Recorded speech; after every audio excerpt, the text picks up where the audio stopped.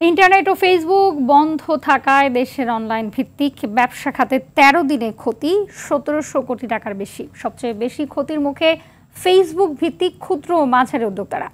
E commerce association of Bangladesh সম্প্রতি এমন তথ্য জানিয়েছে। উদ্যোক্তারা জানান, ব্যবসায় বড় ধাক্কা খাওয়ায় তাদের দিন কাটছে দুশ্চিন্তায়। মেহেরপুর থেকে মাজেদুল হক মানিকের তথ্য ছবিতে বিস্তারিত থাকছে সৈয়দ মাহমুদের রিপোর্টে। কোটা সংস্কার আন্দোলন ঘিরে সৃষ্ট সংকটের মধ্যে ১৭ই জুলাই রাত থেকে মোবাইল ইন্টারনেট এবং ১৮ জুলাই রাতে বন্ধ হয় ব্রডব্যান্ড ইন্টারনেট সেবা। ৫ দিন পর গত ২৩ জুলাই সীমিত পরিসরে ফেরে ব্রডব্যান্ড সেবা। এর ১০ দিন পর ২৮ জুলাই চালু হয় মোবাইল ইন্টারনেট। তবে বন্ধ থাকে ফেসবুক সহ বিভিন্ন সামাজিক যোগাযোগ মাধ্যম। অবশেষে ৩১ জুলাই দুপুর থেকে শিয়া বাটার ও ভিটামিন ই সমৃদ্ধ lily glam beauty soap. Lily always beautiful চালু হয় ফেসবুক, হোয়াটসঅ্যাপ। তবে এই সময়ে যা ক্ষতি হবার তা হয়ে গেছে।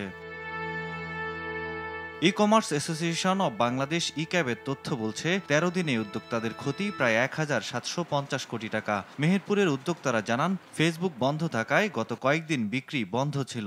ব্যবসাটা আমাদের ই কমার্স একদম থমকে গেছে। আমার কান্নাও চলে আসে মাঝে মাঝে যে আমার সাজানো গোছানো এত সুন্দর আয়োজনে কেমন যেন সবকিছুই আমাদের এলোমেলো হয়ে গিয়েছে। লেখাপড়ার খরচ জোগাতে বাসায় আচার তৈরি করে তা অনলাইনে বিক্রি করতেন কলেজ ছাত্র পারভেজ। ফেসবুক বন্ধের ধাক্কা কিভাবে সামলাবেন সেটা নিয়ে দুশ্চিন্তায় এই তরুণ।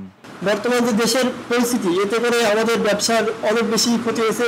কুটির শিল্প থেকে শুরু করে আমদানিজাত বিভিন্ন পণ্যের বেচাকেনায় জড়িত উদ্যোক্তাদের সময় কেটেছে দুঃস্বপ্নে। আমি অনলাইনে ব্যবসা করছি, ক্যাট ফুড, তারপরে কসমেটিক আইটেম, তারপরে ওয়াশ।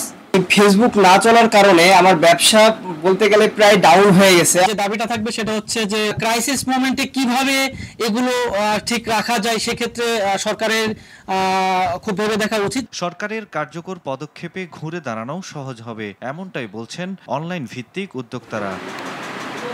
সৈয়দ মাহমুদ, RTV।